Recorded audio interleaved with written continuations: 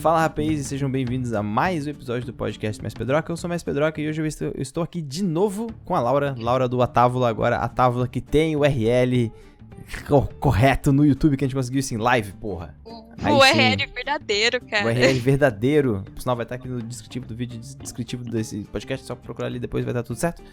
Mas e aí, Laura? Hoje a gente tá aqui pra poder falar sobre outra coisa.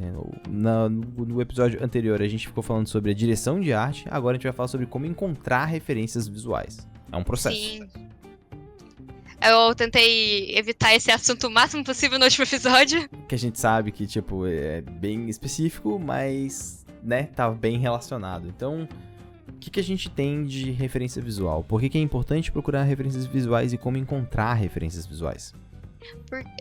Referências visuais, você é estimulado sobre isso a sua vida inteira, na verdade.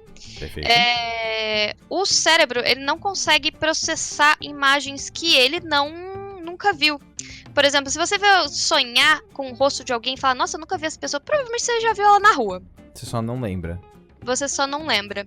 Então, nosso cérebro, nosso conhecimento é uma coletânea enorme de referências. Tá, beleza. A gente é uma referência, se parar pra pensar. Eles juntam de duas coisas diferentes que juntaram e viraram nós. É verdade. Nós somos basicamente a junção de duas referências diferentes. Você não tá errado, é verdade. E essa é a base da criatividade. Então, a gente quer basicamente juntar referências. Sim, a base de criar algo novo é pegar tudo que você conhece e tentar juntar de uma forma que faz sentido. Tá. Como assim fazer sentido? Que é aquela questão do que a gente estava mencionando sobre do diretor de arte, que eu quero juntar duas culturas diferentes, mas o porquê que elas estão juntas? Elas combinam juntas? Como que eu faço isso funcionar? Tá. Isso é importante dentro de um RPG, principalmente quando eu tô criando uma determinada cidade ou um personagem. Ou, enfim, o que for, a gente tem essa questão de fazer dar sentido, né? De certa forma. A gente quer fazer aquilo ter um certo sentido específico. Uhum. E quanto mais referências você tem na sua vida, mais coisas você consegue criar. Tá, então, basicamente, você tá querendo construir repertório e pra isso você vai precisar de mais e mais coisas, né? Uhum. Então, como que faz pra poder encontrar boas referências e construir referências? A gente, por muito tempo, falou que não, um bom narrador de RPG tem que ler muito livro, ver muito filme, não sei o quê. Ok, isso pode ser verdade, mas é o único jeito, o único local onde a gente tem que encontrar referências? Não, a gente tem que parar de se prender só na referência do nosso meio. Isso é bom, beleza? Isso é ótimo, ótimo. Então, tipo, eu sou narrador de RPG, então eu vou ler muito livro, eu vou jogar bastante e eu vou ver muito filme. Tá, você tá dentro de uma cultura. Uhum. Você tá dentro daquela sua bolinha ainda.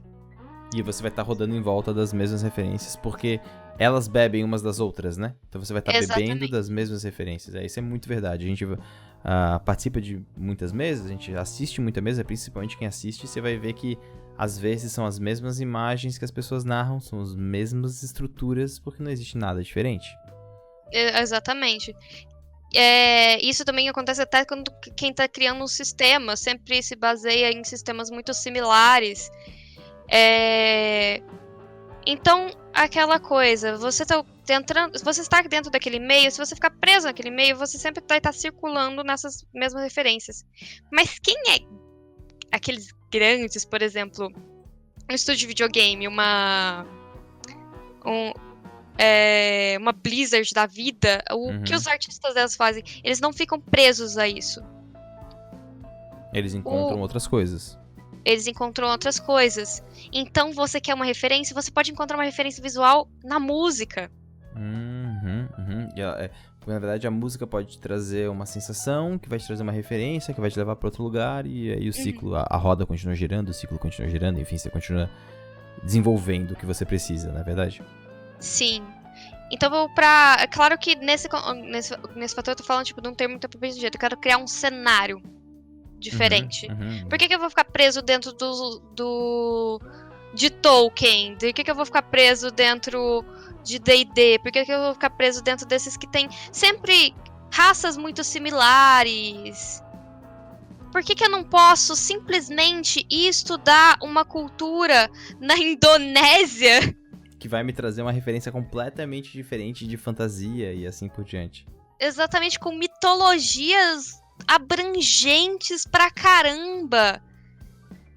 Eu tava vendo, sei lá, eu tava vendo, sabe aquela série de animes, o Fate, e eu... Tá certo que não, o exemplo não é muito bom, mas eu vi personagens históricos lá que eu nunca tinha ouvido falar, algumas dentro do jogo. Exatamente isso. Quando a gente pensa de, por exemplo, olhando pra nossa própria história, aí eu acho que a bandeira do elefante e da arara, ela é um grande cenário, um grande jogo, justamente por causa disso. Ele olha pra história do Brasil, pro folclore brasileiro, pra construir novas referências, sabe? Enquanto que a gente não olha pra nossa própria história, né? Porra, ao invés de pensar em um dragão medieval batido, cara, bota um boitatá, tá ligado? Tipo, uma serpente com chamas astrais. Porra, irado, tá ligado? Eu acho o folclore brasileiro super subestimado. Muito, muito. E ele é muito rico. Muito rico. Ele é extremamente rico. E outra dica que eu dou: larga de preconceito. Ah, boa. Boa. Larga de preconceito, porque uma referência ela pode vir de qualquer lugar. Foi o que eu...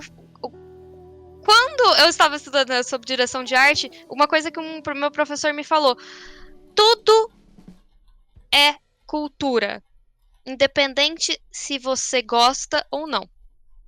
É, verdade. Eu posso falar que funk é música.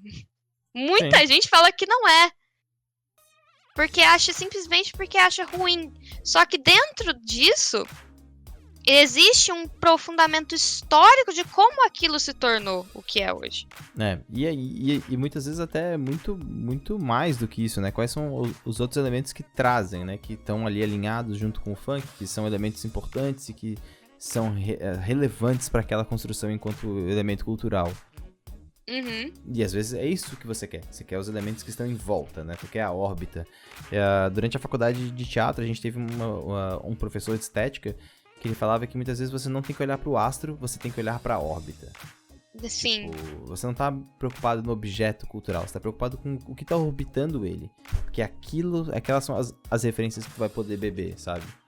Então, muitas vezes isso funcionava muito bem, era um exercício muito legal. De você olhar pra alguma coisa muito interessante, vamos pegar Fate, vai. Porra, Fate Stay, porra, massa, é um anime legal e tal, mas tem as figuras históricas, é interessante. Tem o Santo Grau, é interessante. Tem aquela coisa da competição, é interessante. E aí tu começa a puxar outros elementos que são igualmente interessantes e não é o objeto em si. Você não tá copiando, você tá pegando elementos que são de órbita, né? Exatamente. E é aquela coisa, você só consegue criar algo novo se você tem muita referência diferente.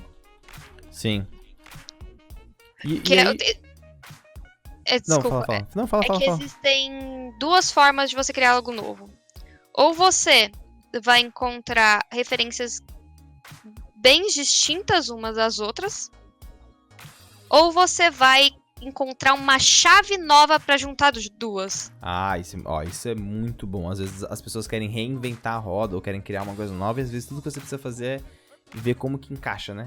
Como eu vou fazer isso aqui, encaixar com isso aqui pra criar uma coisa nova, uma chave nova, um novo tipo de narrativa, né? Que às vezes a chave é uma coisa muito, muito, muito simples. Às vezes é um detalhe. Às vezes é realmente um pequeno detalhe. Que eu estudei, quando eu tava estudando na faculdade, eu estudei direção de arte, tanto pra audiovisual, mas, tipo, nas optativas eu peguei direção de arte em todas as outras matérias, outros cursos. Porque eu tava com aquela mania, eu posso pegar isso que tem dos jogos pra eu poder enfiar no cinema, pra eu poder enfiar em tal coisa, pra eu poder fazer no teatro. Sim.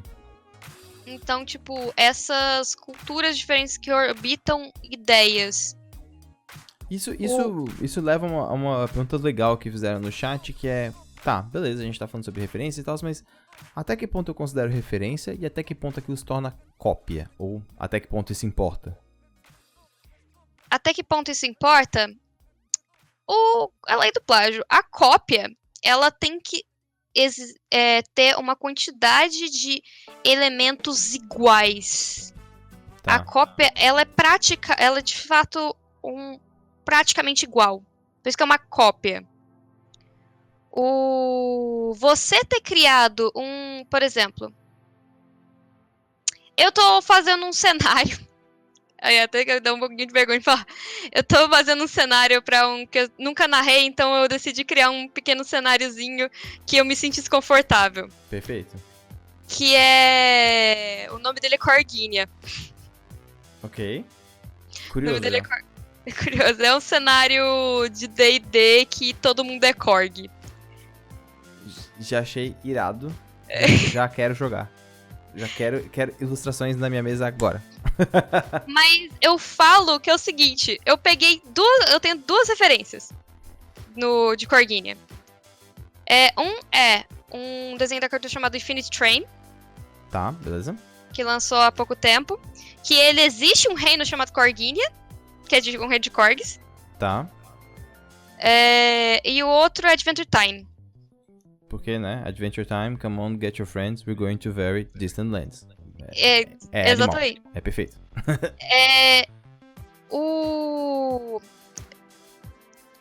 Esse cenário é a minha frustração do que eu queria que Adventure Time tivesse se transformado e não... Eu não quero criar hate nenhum, mas Adventure Time eu gostava muito, era a minha paixão do coração, e depois ele desmembrou pra uma coisa que eu não gostei. Eu gostava da ideia de Adventure Time de que era um mundo pós-apocalíptico. Tá, que beleza. Era um mundo... E a magia, na verdade, era coisa de radiação e tudo mais. Então, eu peguei essa ideia. Só que eu não posso falar que eu, de fato, copiei, ele é minha referência principal. Sim. Só que eu não, de fato, copiei porque eu moldei ela de outra forma. Sim, ela é uma reestruturação de referências já existentes. Ela é uma reestruturação. Então a plot é muito similar em Corguinha. O que é só pra dar um parâmetro. Basicamente, teve a Terceira Guerra Mundial, aí a rainha da Inglaterra foi presa em um bunker com seus Korgs, e só que a radiação criou uma doença, e matou todos os humanos, e os Korgs que desenvolveram uma sociedade. Caralho. E eles veneram, e já que humanos são da história, eles veneram os antigos humanos como deuses. Tá, animal. Então, tipo, pode ter, tipo, a rainha Elizabeth como uma divindade, assim. Tipo, existe a Ela rainha... é a divindade principal deles. Animal. Puta, que genial. Pronto, você já tem uma estrutura aí de como funciona um cenário.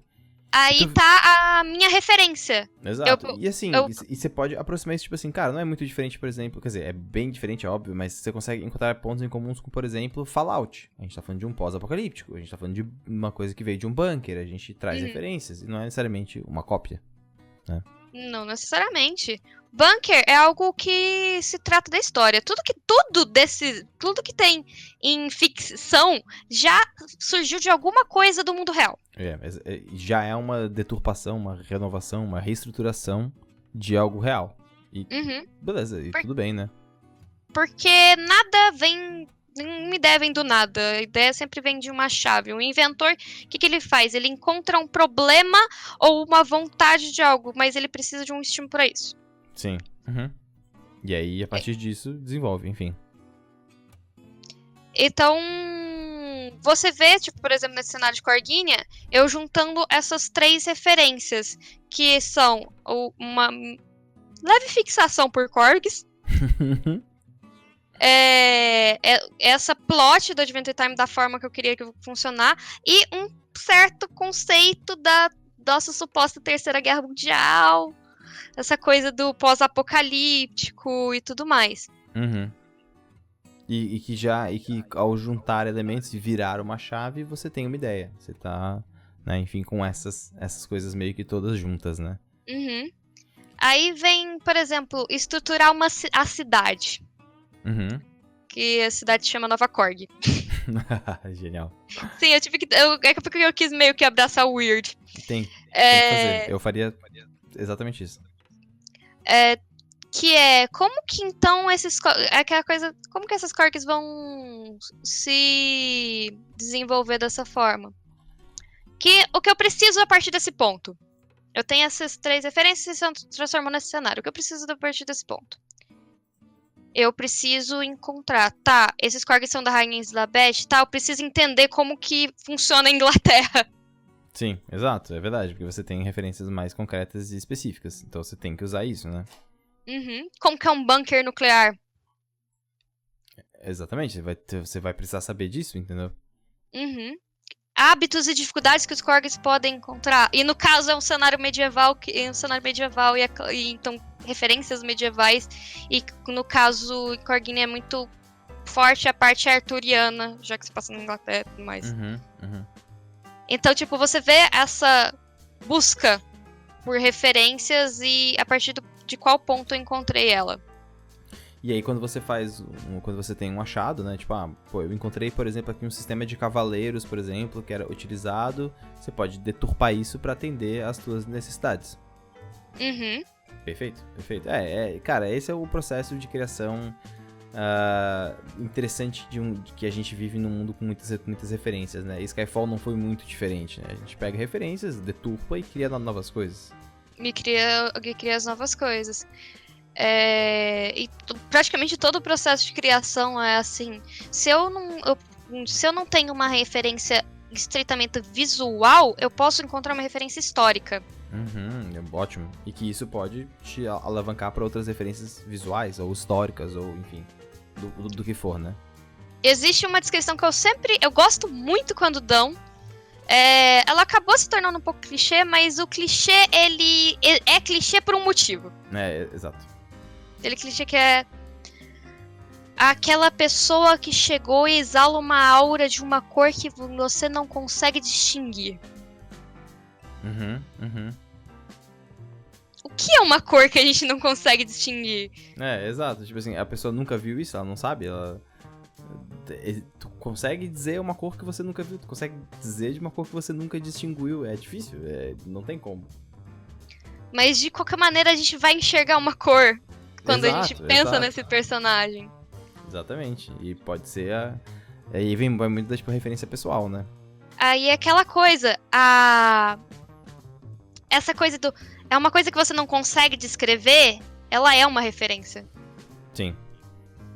Ela pode não estar palpável, mas ela continua ali. Exatamente isso. E por criar esse ambiente de referência, ela já se qualifica, então, como um possível sistema de outras referências. E aí você pode fazer escolhas, né? Uhum. Cara, muito massa. Acho que a gente deu uma boa passada aí. A gente já tá no horário, nos momentos. Mas assim, vamos tentar resumir num ponto principal. Assim, tô começando a montar o meu cenário, tô começando a montar a minha aventura. Se eu estiver procurando por referências, o que eu estou procurando? O seu personagem? Primeiro você vai...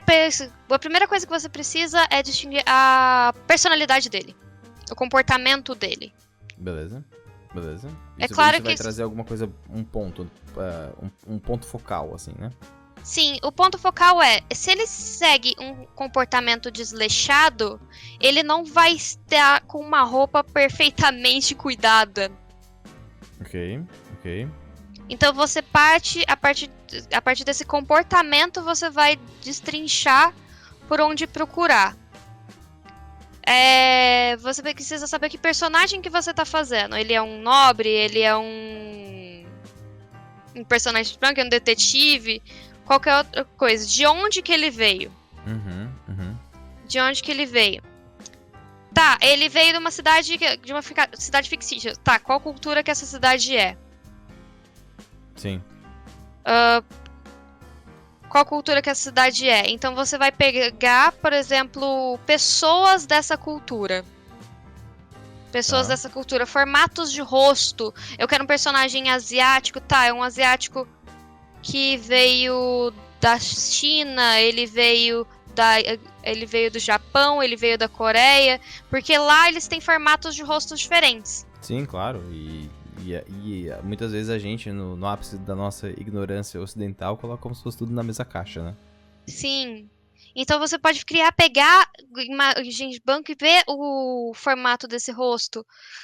Aí ele já é um personagem que ele já é mais guerreiro. Ok, eu preciso de roupas mais largas, roupas mais confortáveis. Um guerreiro não vai usar, tipo, só se ele tiver uma full plate mesmo. Exato. Mas ele não vai estar usando... Uma guerreira não vai estar usando salto alto. A menos que tenha... ponto, né? Ou aquelas personagens de jogos de fantasia que estão super maquiadas. Então, procurar também coisas que façam sentido. O seu guerreiro, ele precisa de uma armadura. Ele gosta de usar armadura? Não gosta. Por que ele não gosta? Sim. Se ele veio de tal país, ele vai ter uma determinada cor de cabelo, então você vai ficar buscando peças. Muito personagem vem com uma imagem só. Sim. Claro que você já tava assim. tacando. Desculpa, eu... Não, que às vezes a pessoa fala, não, o meu personagem ele é esse aqui, ó. Pum, bota uma imagem só aí. Porra. Já aconteceu comigo, tipo, eu tenho meus loops dentro do Pinterest. Dica que eu dou é Pinterest. Sim, Pinterest é vida. Pinterest é a vida, eu entro num loop eterno lá dentro. E eu me deparei com uma imagem e eu quis criar uma personagem pra aquela imagem. Isso por si só já, enfim, já vai... né, tu já começa a mexer nas coisas a partir disso, né? E, é claro, procura outros personagens que são similares às características que você quer dar pra esse. Como que eles trabalharam em cima disso. A coisa que eu falo, gente, leiam artbooks. Nossa, é verdade. Os artbooks, por exemplo, de Magic the Gathering são um absurdo. Eles trazem 1 milhão de referências diferentes escritas, enfim. Eu não tenho, eu sempre quis ter. Nossa, eu tenho o de Zendikar, é um absurdo, assim. Tem muita coisa ali de referência de como que foi feito briefing de imagem também, isso é bem importante. Então, muito foda, muito bom. Mas temos então algumas dicas bem diretas, além de várias reflexões e o desejo de ver um RPG de Korgs. Então trabalhe nisso, Laura. Eu quero ilustrações na minha mesa. Amanhã. Eu quero ilustrações na minha mesa amanhã. Imagina, cara, um Korg bárbaro. Meu Deus, é muito fofinho. Nossa, eu tô tendo que mexer no D&D. Eu já peguei alguns sistemas pra poder dar uma adaptada, mas... tentar misturar as raças com os Korgs pra tentar fazer de uma forma. Sim, isso é muito bom. Isso é muito bom. Então, é isso, Laura. Pode fazer o seu jabá de novo, porque por mais que as pessoas da live já tenham te visto e ouvido, o pessoal do YouTube e do podcast pode ser que não ouviu. Então, pode dar. Eu sou de um canal da Twitch chamado _Távola. A gente joga uma campanha chamada Umbra, que é um cenário steampunk, que é um cenário novo, que a gente tá tentando desenvolver um sistema, ainda tá bem no início, mas já é um bom gostinho, né, do que a gente tá desenvolvendo. Eu também tenho um programa lá chamado Bruxas do Pântano, que é sobre mulheres falando sobre RPG, um talk show. A gente é @ATávolaRPG nas redes sociais, Instagram, Twitter, Facebook. E o Pedro vai colocar nosso link do YouTube também, que a gente acabou de bater. É verdade, estou colocando ele que a gente dava pra ter um nome oficial. Mas por enquanto a gente tá colocando... Quer dizer, o pessoal que for ver tipo, no futuro já vai ter, né? Então, mas quem ainda não pôde ver, aqui está o link, estou colocando ele no chat a partir de agora. Então vocês podem clicar e entrar e se inscrever. Isso já ajuda bastante, com certeza. E é isso aí, né? Valeu por chamar, né, cara? Não, valeu por propor esses vários temas diferentes. A gente sabe que RPG a gente sempre tem assunto pra, tipo, falar, mas é legal quando a gente traz alguma coisa que é nossa também, né? Tipo, como diretora de arte, minha experiência é tal. Então, isso são coisas sempre muito interessantes. A gente pode tornar as coisas mais ricas com isso, né? Então, sim, muito espero obrigado. que eu não tenha sido muito fora. Não, de maneira alguma. Foi bem dentro da proposta, só tenho a agradecer. Então, muitas gracias. Opa, eu que agradeço, cara. E pro pessoal, então, que tá vendo e ouvindo isso depois, eu sou o Mestre Pedroca, eu sou host desse podcast e também do canal. Se você está no YouTube, você pode dar uma olhada no Anchor e outros agregadores de podcast. Se você está no podcast, tem o YouTube. E atualmente eu estou em live em 24 horas, né? Estou aí há 13 horas já, falta pouco. Então, twitch.tv/mespedroca. E é isso aí. Laura, brigadão e boa noite, né? Agora, 11 horas. 11 horas. Força, você consegue, cara. Consigo. Acho que vai dar. É isso aí, velho. É nóis. Valeuzão, cara. Opa, valeu. Tchau, tchau. Tchau.